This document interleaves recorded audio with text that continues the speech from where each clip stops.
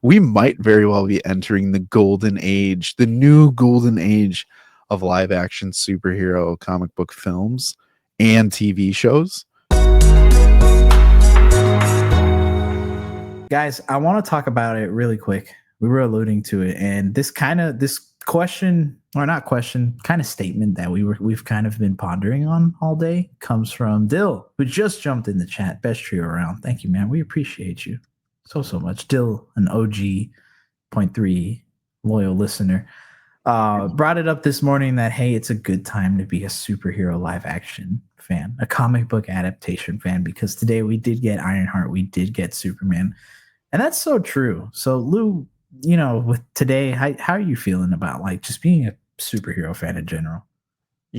After seeing that, and shout out Dill for this, I think I said it to you earlier where I was like, I feel like this is the first time we've had synergy between DC and Marvel for live action to where it's positive for the most part. And like it feels crazy for haters to come at it and be like, this is no good. And we're like, what are you talking about? Like, we might very well be entering the golden age, the new golden age of live action superhero comic book films and TV shows. It's good vibes all around. We're coming off of shows that Marvel carried, right? Daredevil Born Again, Thunderbolts hype is still going. It did not go away. Fantastic Four is still coming. Like, we still have things to look forward to, and just knowing that in less than 2 months, we are going to be seeing 2 super fantastic movies, no puns intended on that. It's just like time is flying by. And it has been so fun to talk to people, not just here on the podcast or in Discord, but just like in just the wild. Like, people are talking about superheroes, and it is so cool. I'm like, I did not know that you were into this. And I'm like, I didn't know either, but I'm intrigued. It's just cool to feel. Yeah, 100%, man. I had an interaction the other day at the grocery store. I was wearing like a Marvel shirt, and someone, the cashier dude, he was like, hey, have you seen Thunderbolts? And I was like, yeah. And we talked about it for like a little bit because there was a bit of a line, but talked about it really quick. And I'm like, that's really cool because I feel like I haven't had that in a long time. Yeah. So it's nice that happened just like organically. Yeah. It was nice that I've been on and off with my gym routine recently. And there's one person that goes to my gym. We always talk about superhero stuff all the time. Cause like, he saw me wearing a superhero, or I think it was a Spider-Man shirt one day, and just asked if I was into it or just talking about it. And I saw him for the first time on Monday. First thing he says when he come up to me is like, dude, just gave me a nice fist pump and was like, Thunderbolts, so fucking good. Didn't even ask how I was or whatever, just straight up Thunderbolts, so fucking good. And I'm like, yes, this is what I've been striving for, just naturally in the wild. Yeah. I will always interrupt my gym session for a nice Marvel yap session. 100%.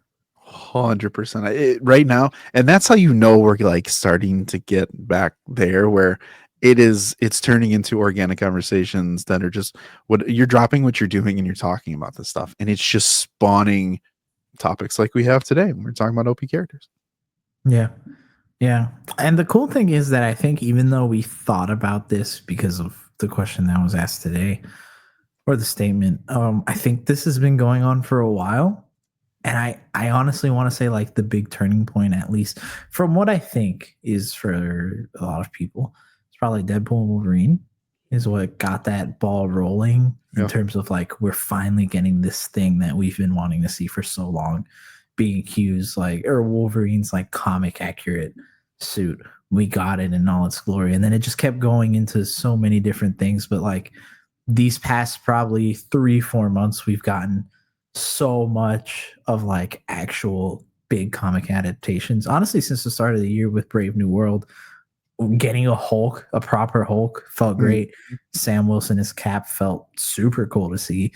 Fast forward into Daredevil Born Again, getting a proper Daredevil that has these auditory powers that we haven't seen in a minute. A Bullseye that is just absolutely crazy to watch. A Kingpin that feels better than he's ever felt in ages, it feels like. Yeah. And then Thunderbolts giving us a Sentry that, oh man, I love that Sentry. Listen though, but I mean, like, this is If y'all know me, I love my analogies, but it feels like as just like general fans, we got divorced from comic book live action, and then we started getting casual, and then we're like, you know what, comic books, like let's date. And now you're like, I've been feeling like I want to say it, like I want to drop the L word. I'm gonna drop it. And then the trailer, like a day like today happens, you're like, I love comic book movies, man. Like I love you. I'm gonna say it. I'm committing again.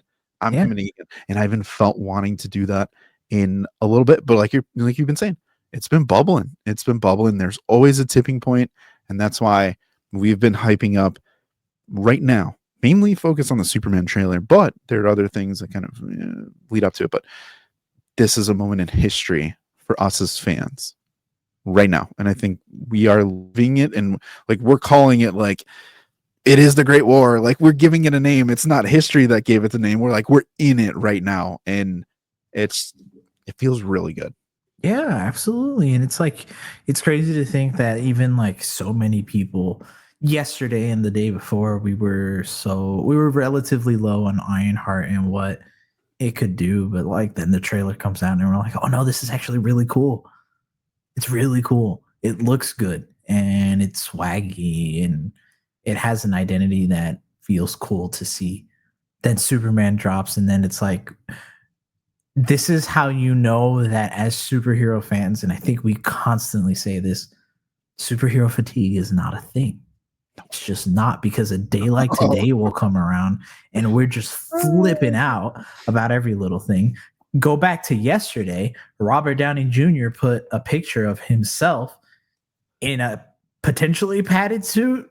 I don't know, because I still can't tell if he actually worked out or not. I think it's don't padding. worry. Your next YouTube ad will tell you what he took to look like that. So probably.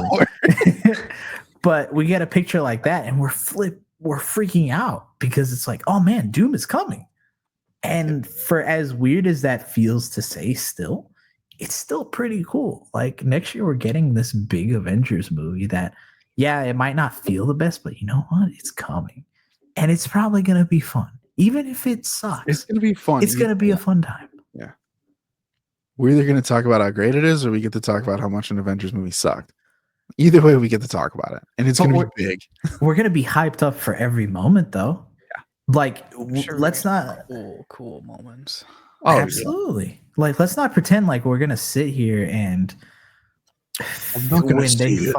when they give us a trailer, like, the world isn't going to explode. The world exploded for chairs. You know what I'm saying? Like, yeah. The world stopped for chairs. On. You don't think it won't stop for a proper hours, trailer? Though. Hours. Yeah. Dill asking a good question. Do you feel like there's fatigue when there are a string of lackluster projects? I to be honest, no. I really frustration. Don't. It's different. Yeah. Frustration, I think it's labeled as fatigue, where like I'm sick of seeing lackluster projects, yet you're watching every single project. So to that standpoint, no, I don't. I just think now that there's the big shift that's happening, and I think this is something to mention as well, is especially in the Marvel world, like we knew for the DCU, a bigger world is coming, an expanded world is coming. Even though the beginning phases of it are very James Gunn dominant, we know that there is more coming, especially with the announcement of Supergirl. Shout out Spider Rando. Check out, go to TikTok and watch his feedback on that, because it's awesome. He's been a huge advocate of that movie. But even to that point, DCU is doing things to move the ball forward. The MCU, after Thunderbolts, is moving the greater MCU forward. So we're getting a lot of pieces that are satisfying what fans have been asking for. I think that's more of it, like we're just tired. Some fans are tired of not getting, feeling full after they eat, type of thing. Like, I'm still hungry. I don't think that's fatigue. I think that's wanting more. You know what I mean? Like, I want to see more. I want to do more. Even going back to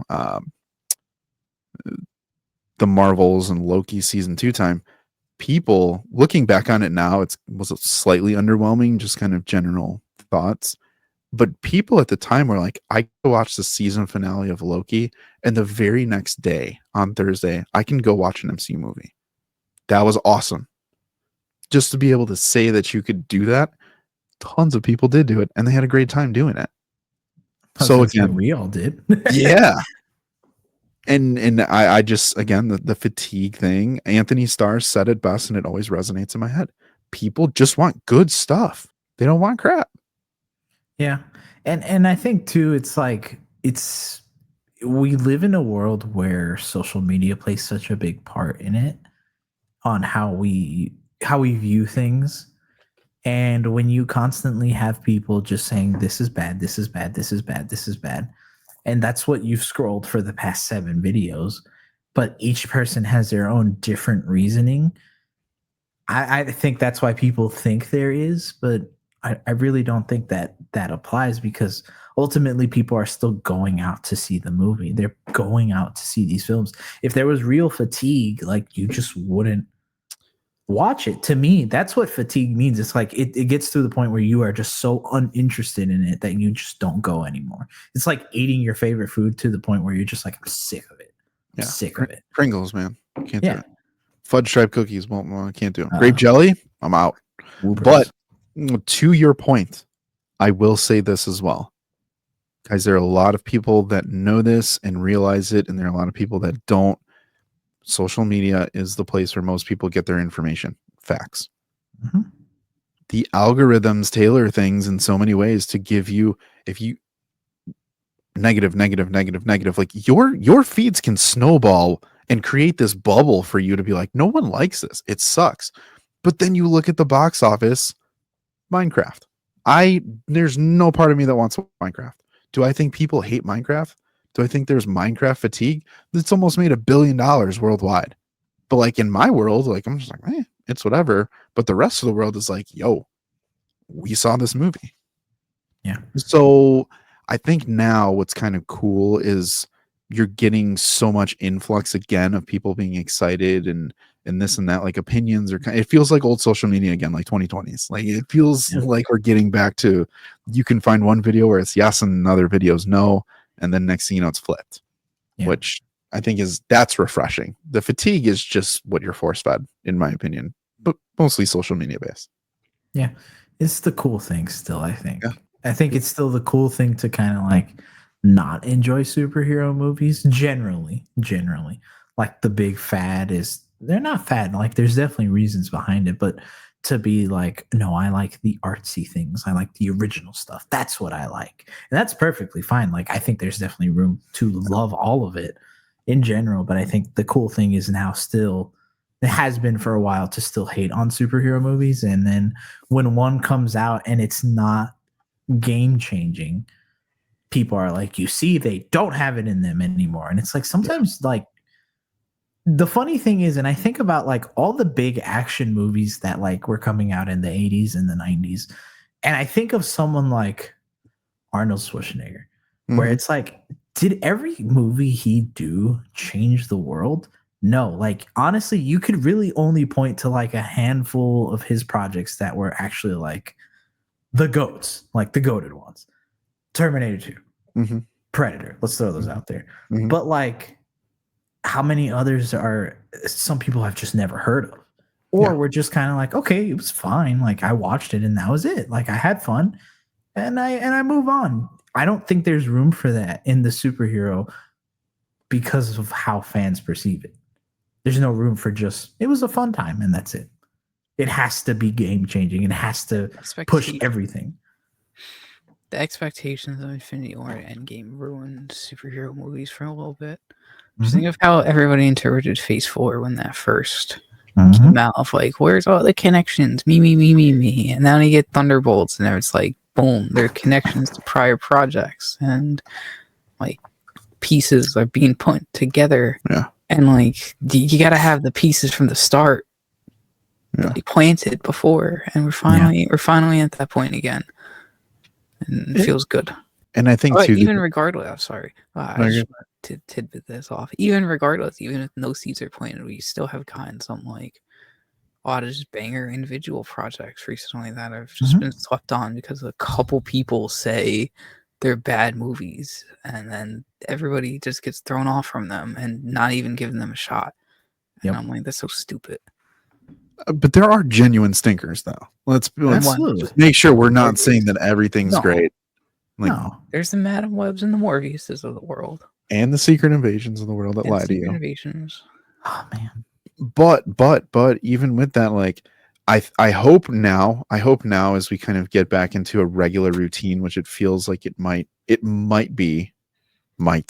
for the MCU and the start of something with the DCU, I'm hoping that it doesn't cause fans to overcorrect to that point where we are character driven, very emotional arc focused, and then we're like, oh, but we want action. We fling all the way to the other side. And they're like, here's your action. Like, yeah, but we want substance and character driven arcs. And we're just like, oh, we fling back to the other side. And it's just like, we can find that like teeter towards that middle ground. Like, there can be a both, which we'll talk about.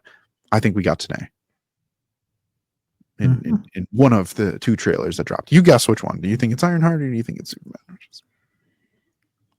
But I mean, even though, like, yes, Superman is the one that definitely probably did that better. But if you think about it, like the way that they're setting up Riri's story, and go watch our full reaction to that because it's out now. But like the way that they show her internal struggle while still having her be a cool character, like that. There's that balance. Like she's doing all this, like the cool Iron Man stuff that we want, the cool suit or scenes where it's like the armor's coming on as she's doing this backflip, landing, smashing a truck. That's cool to see.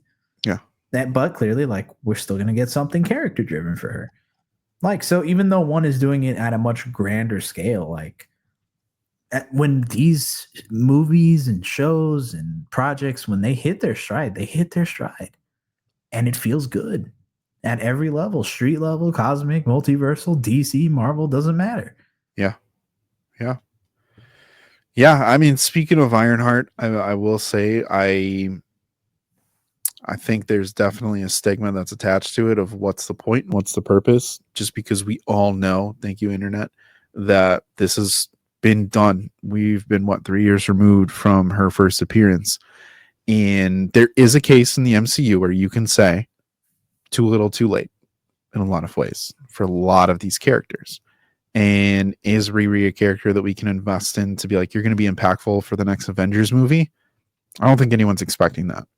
So when you know that Ironheart's going to debut with 3 episodes and then take you right up to Fantastic Four, it goes back to kind of what we've talked about a few times with State of the MCU.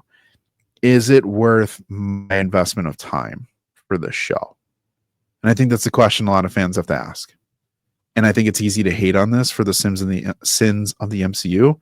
However, after watching the trailer, I do think that it's worth checking out the first 3 episodes. I think it's worth watching day one. Personally. I think it looked pretty cool. And I think it could be a cool story. And again, I like these character-driven, solo, self-contained MCU stories. I think they've really done a lot of them well. Most of them well. And this one feels like it's plucked right out of that time that I personally like defending in the MCU, especially from Phase 4. As long as I get Mephisto in there, I'm happy. Well, I'm not gonna lie, I wouldn't count on that. I know. I'm kidding. You guys had a great reaction to it. Also, I was watching that at work, and I was like, "Damn, I'm sold on it." I think it could be cool. I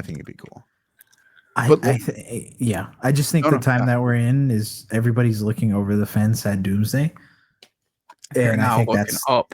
They're not. They're looking through a fence.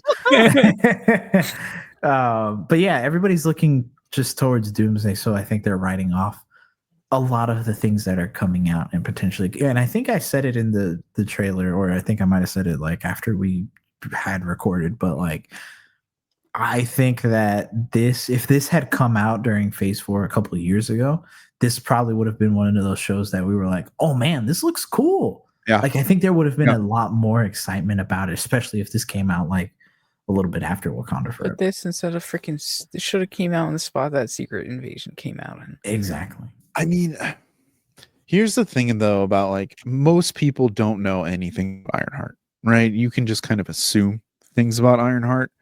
The hard part about this though is like the end of Wakanda Forever kind of deflated the show to be like, cool, you were part of the Wakandan crew, and then it's like you get nothing, and you're like, okay, what is this going to be? Is this an origin? Like, it created more questions, not bad questions, but just created questions. And then you go through and you see like mysticism and technology, and you're like, okay, we're not going to have any Ironheart.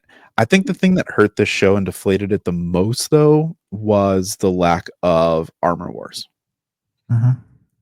And really taking that away from her, knowing that she's inspired by Iron Man and basically kind of gets that 2.0 version of him, if you will.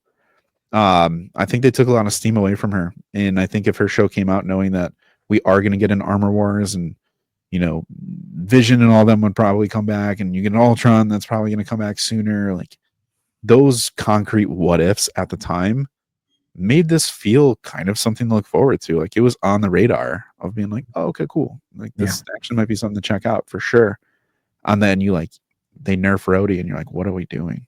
Like, you don't even have War Machine. Like, don't you think a War Machine should probably have something to do with an Ironheart show? 100%. We have no clue what he's going to do. Like, is he still staring in the mirror? I don't know.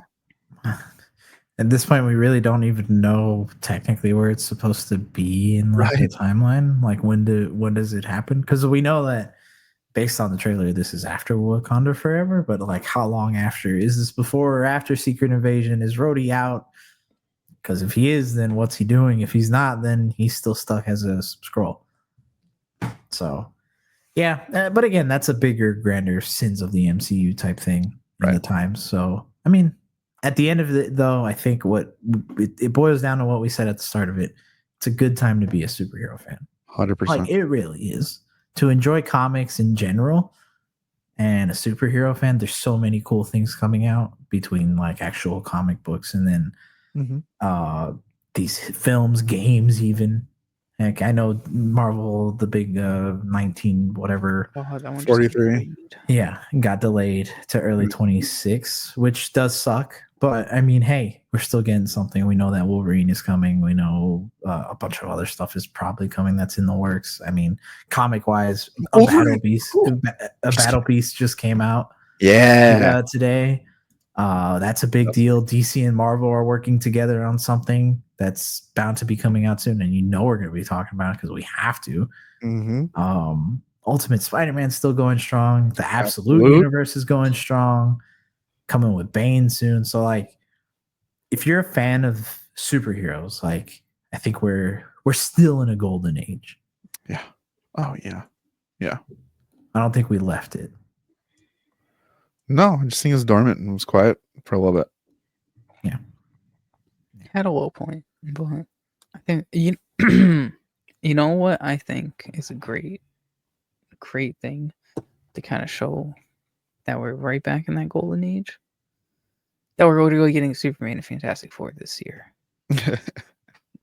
Both within 2 weeks apart. Both of those comics are both of those back in the 60s or not 60s.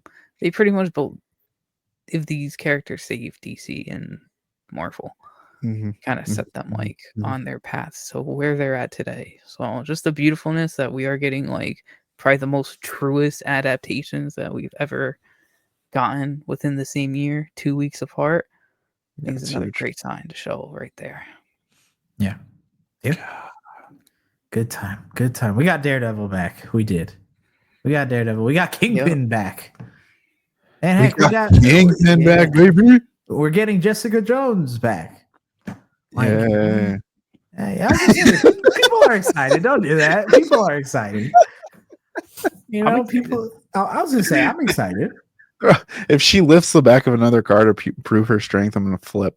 She will, though, and she'll flip the car. No. It is very cool. It is very cool. I will say, to this point, I think one thing that has made me feel the best, most like we're in a great time. Although I love Thunderbolts, it is still Daredevil for me. Born Again will stick with me for a very long time. I think it started that hype. Yeah. I think Thunderbolts like made a good leap forward, but yeah, Daredevil's the one that got it started. Yeah, I agree. Because I still think about the show. all the time. I picture him and like his like sensory and like his hearing and like just all of those clips just all so often. Like I hear something and I'm like, huh? I still like feel weird on Tuesdays, like Tuesday nights, where I'm like kind of Same. I'm like, what am I expecting. supposed to be doing with my life? Yeah, where I'm like, I'm ready to turn on Disney Plus and watch Daredevil, and like we get nothing. I'm still expecting that. So, yeah, Devil's Reign potentially coming. We'll see what happens there, and Danny Rand can stay away. I agree. I agree. Yeah, I agree. Yeah, but I mean, either way, if we get an Iron Fist, that'd be cool. And like, who's to say they can't give a more better version of a comic of a Iron Fist? So. Yeah, we need a good Iron Fist. We need a good Iron Fist. The MCU needs a good Iron Fist. It And does. Luke Cage. Heroes for Hire? Dude, you cannot tell me a Heroes for Hire show would not. I slap. crush. 100%. 100% would. Yeah. Yeah. But again, great time to be a comic book fan. I think about how Heather can save herself. Yeah. Topic for another day. Heather is going to be Bob Shrink. All right. You heard it here, the Point 3 podcast first. Just remember that. Great connection for the MCU. Yeah. Either way, let us know what you think.